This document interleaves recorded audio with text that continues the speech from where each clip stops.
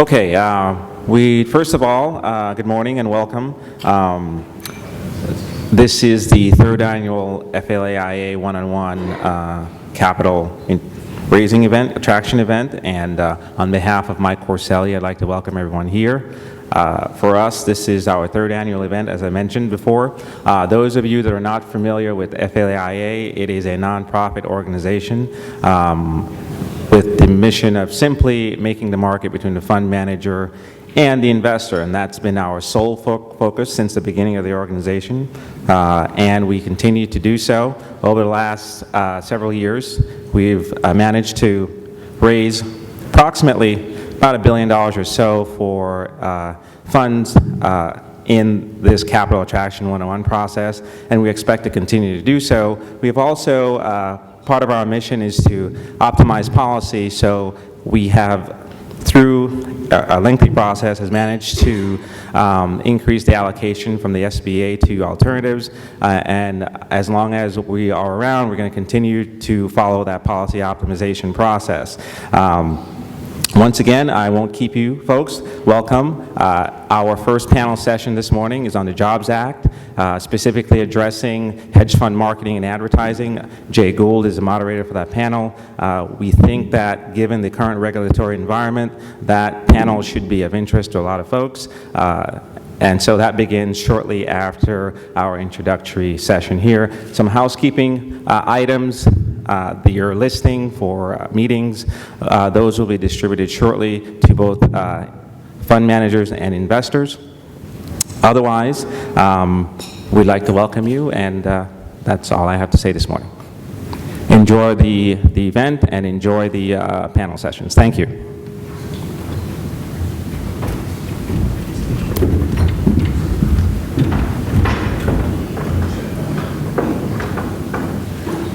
First panel is the Jobs Act panel, and the moderator for that panel will be Jay Gould from Pillsbury. Gentlemen, Jay will do the introductions.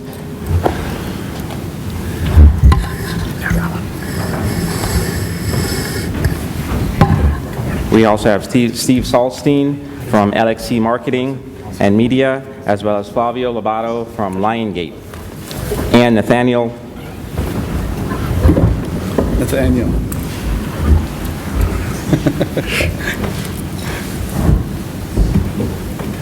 Yeah, you ready? Mm-hmm. Off we go. Welcome, everybody. I'm Jay Gould with Pillsbury. I run the investment funds group there. Today we're going to talk about the Jobs Act. Some very interesting developments over the weekend you may have read about that's quite relevant to some of the issues that we're going to discuss here. I want to start at the far end and let each one of the panelists introduce himself and give a little bit of background about yourself and your organization, please. Nathaniel Baker. I'm a editor for Bloomberg LP and Bloomberg News. I run the Bloomberg Hedge Funds Brief newsletter. I've been doing this for about 2.5 years, and previously I was at The Deal, covering middle market M&A, and before that at Institutional Investor, covering hedge funds. Yeah. Good morning. My name is Flavio Lobato. I'm head of business development at Lionsgate, New York. We're fund of hedge funds, headquartered out of London with $2.2 billion in assets under management. Before that, I was at Goldman Sachs, where I helped run the private wealth group for Latin America. Good morning. I'm Steve Saltstein with LXE Marketing and Media. We're the consulting arm of a 17-year-old advertising and marketing agency that's helping funds usher in this new era of the Jobs Act. Our client list includes General Motors, Chase, Fidelity, and essentially what we do is put together branding, marketing, and advertising campaigns for private equity and hedge funds. Great, and a great panel, a lot of different views here to talk about the Jobs Act. So I'm going to just refresh your memory a little bit here and give you some of the basics of where we are in this process. On April 5th, Congress passed and the President signed into law the Jobs Act, which has a very interesting history that I won't bore you to death with, but really the whole idea came out of the National Venture Capital Association, and the idea was to provide a mechanism by which capital could be raised easier and do it in a number of different ways. The part that we're going to be talking about today, Regulation D, which for years, of course, has and still does prohibit private companies from engaging in general advertising and general solicitation.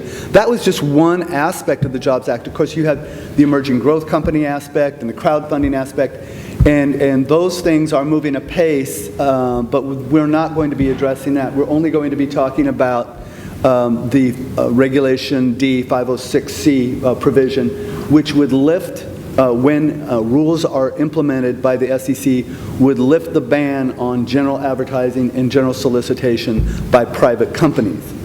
So the law was passed April 5th of 2012. The SEC had 90 days in order to provide rules, and so we were supposed to have final rules by July 4th. Well, that didn't happen, obviously.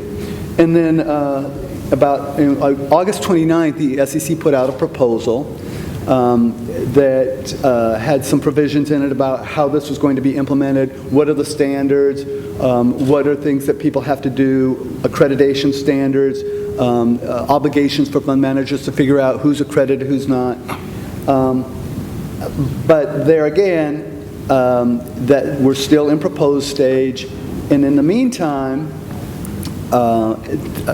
Carl Levin, Senator Levin, sent 2 different letters to the SEC, suggesting that the SEC had misread their mandate, and that the Jobs Act proposal 506C was to apply to operating companies, and that private funds were not to get a pass. That the SEC was not supposed to give up all of their regulatory authority on this matter, and that private funds should be treated differently.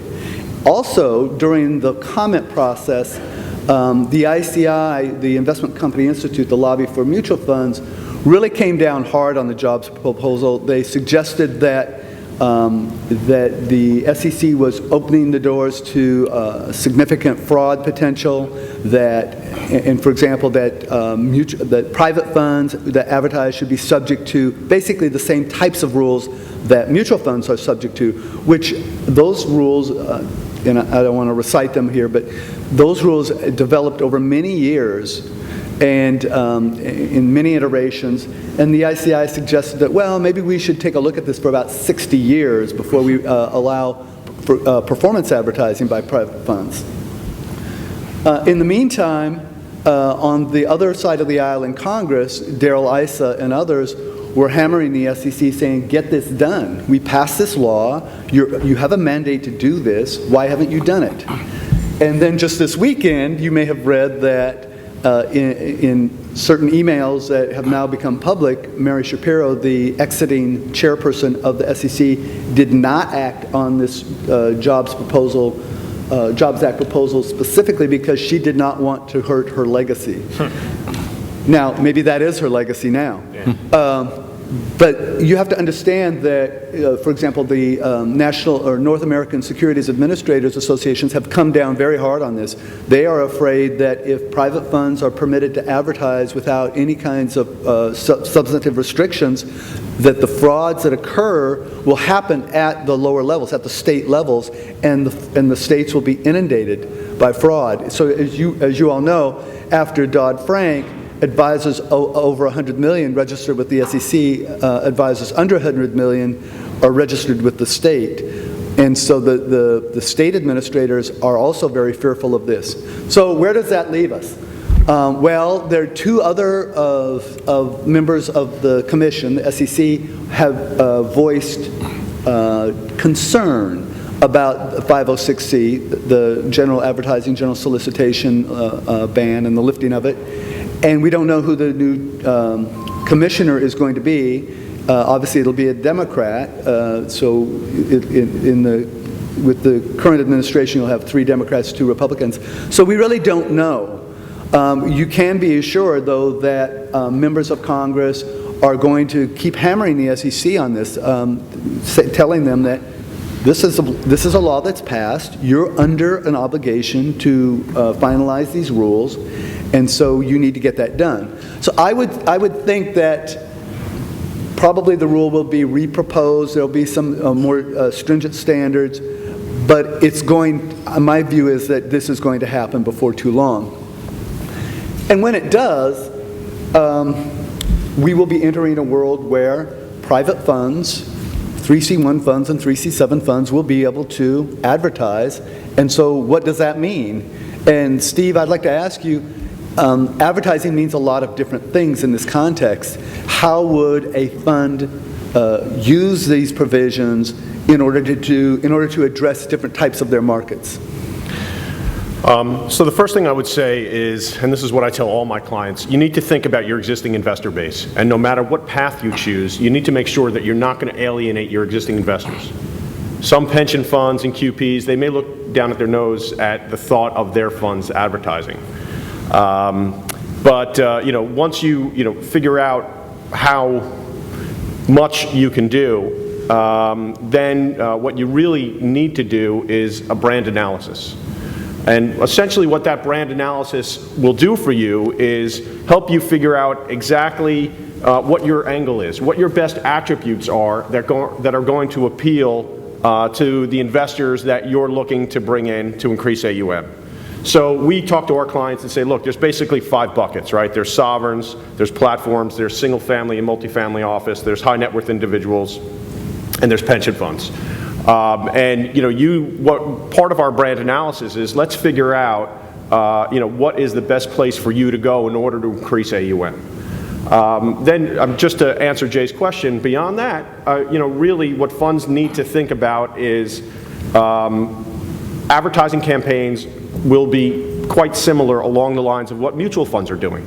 Okay, so you're going to start with digital. Look, all hedge funds right now have internally facing websites. Those websites are going to be externally facing. Now, what do you do with them after that? Do you do search engine optimization? Do you do social networking? How aggressive do you want to be? Then typically campaigns go into PR and thought leadership. And then from there, it's experiential. Are you going to somehow couple your fund and your brand to some sporting event like Formula One or America's Cup or tennis or golf? Are you going to get as aggressive as to advertise on television or advertise in Bloomberg Magazine, whatever it might be? So all these things you will be able to figure out once you do your brand analysis, because essentially what that will do is create a roadmap for you. Can we talk a little bit about you know, back in 1997, when 3C7, remember, was added to the 40 Act, remember before 1997, there was only 3C1. So private funds only could have 99 investors. And then Congress passed, amended the 40 Act to add 3C7, and now with the Jobs Act, a 3C7 fund can have up to 2,000 investors. Well, a 3C1 fund still can only have 99. So, but even at that time, back in 1997, the Commission was playing with the idea of, you know, should the ban on general advertising, general solicitation really apply to 3C7 funds? Because everybody in there has to be a qualified purchaser, a 5 million or 25 million institution type investor. So do you think that the 3C7 funds, they're in a better position to take advantage of this? If you only have 99 investors, is general advertising, general solicitation really going to be that helpful? So, you know, we've been doing a tremendous amount of work on this issue, and, you know, what we've discovered is that there's a new type of platform out there that essentially will allow you to fracture an LP share. And if you commingle that LP share with one of these platforms, you basically can add as many investors as you want. So not everyone's going to be comfortable with that in the beginning. I know there's about 180 funds that are doing that currently. But, you know, assuming you're not comfortable with that, what I would say is, you know, look, most funds do not have, if you're a 3C1 fund, most funds do not have all 99 slots filled up, okay? And then, you know, those that are at the top, you know, I'd be willing to bet, a lot of those investors could qualify for a 3C7 platform. And so, you know, it's not difficult to move them from a 3C1 into, let's say, a new 3C7 platform. So there are a number of ways to deal with it. Yeah, a couple of points to be made there. First of all, remember that if you have a 3C1 fund and you fill up your slots and you do another fund, you can't do another 3C1 fund, or you get integration for 33 Act purposes, and you've all of a sudden got a public offering and you're an unregistered mutual fund. But in 97, when Congress passed 3C7, they specifically accepted out 3C7 from being integrated with 3C1. So you can have a 3C1 fund, fill up those 99 slots, and start a 3C7 fund of the exact same strategy and not be integrated. So that's one point to be made there.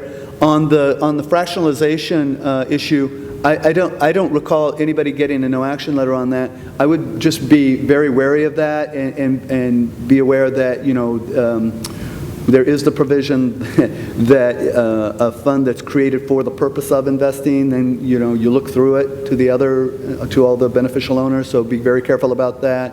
Talk to your counsel about that before you head down that road. Let me just say one thing about that, which is the way it's set up, and I'm not defending fractionalization of LP shares, but the way it's set up, it's actually a separate vehicle, and it's managed technically by a third party. So I don't think you're going to have that issue. Okay. Yeah. And then also remember, for 506C purpose, for the general advertising, you can do it. It's permissive. You don't have to. You can still rely on 506B, where all of your investors are people with whom you have a pre-existing substantial relationship. So just because you can advertise doesn't mean you have to. You can still be a private fund in the traditional sense.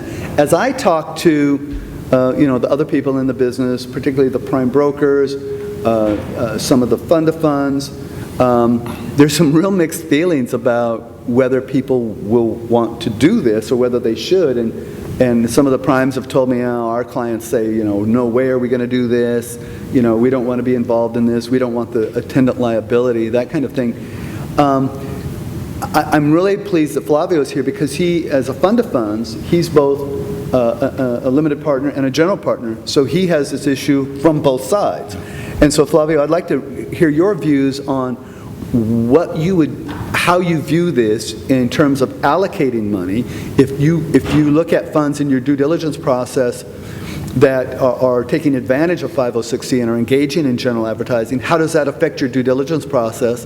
And then on the other side, what do your investors think about you, Liongate, engaging in general advertising and solicitation? I mean, this just added another layer of complexity to the ODD process that we undergo. We have to make sure that all the funds that we're allocating to have the right systems in place to be able to verify that all the clients are accredited investors. I mean, I think that's really the key, the key point here, and really analyzing and understanding the types of messages that these funds are sending out there. I mean, the broader the message, the tighter the verification process has to be.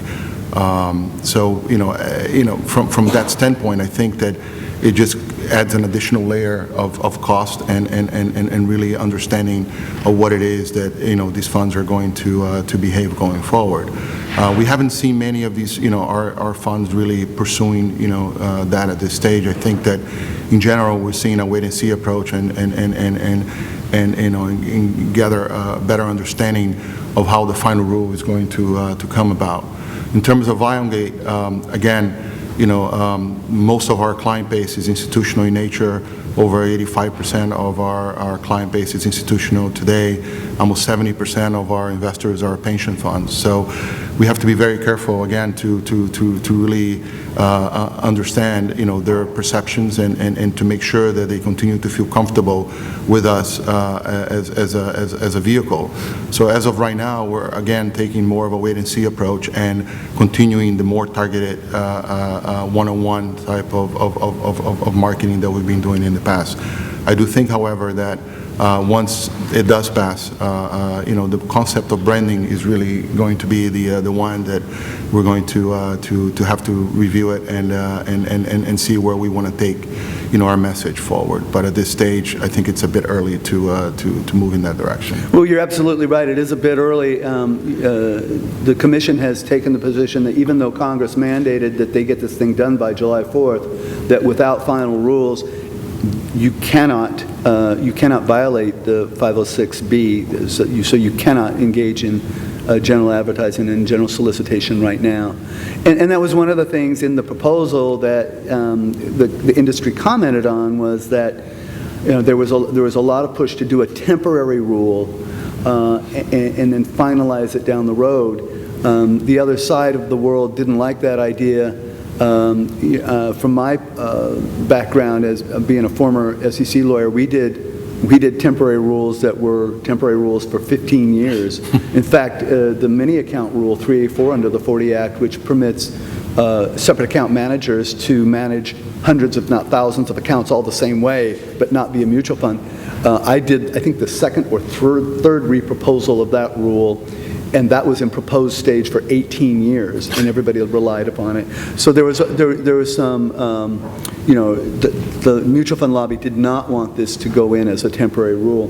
Nathaniel, I'd like to ask you about, in terms of certain types of strategies that might be better situated to take advantage of general advertising or general solicitation, would that drive the process? Are there certain strategies that lend themselves better to being out more in the public? Probably, the long-short equity is probably an obvious one. I mean, long-short anything is the obvious one because, people understand long only from the mutual fund world.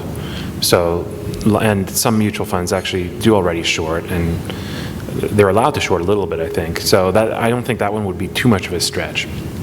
On a bigger level, for us in the media, what the Jobs Act does is actually pretty dramatic because I can't tell you how many times we call up hedge fund managers and we ask them something about a story we're doing or whatever about markets, and they tell us that they can't talk to us because it would be seen as marketing, and that is now out the window. There's actually, as far as I know, there was never a specific rule against speaking to the press, but it was, I guess, a lot of counsel's interpretation that it could be seen by the Commission as marketing if they would speak to the press, which is... No, that's exactly right. Yeah. Most counsel would take the position that particularly if your performance is off, you don't want to talk to the press. Yeah. If performance is good, then maybe it's not. It's probably just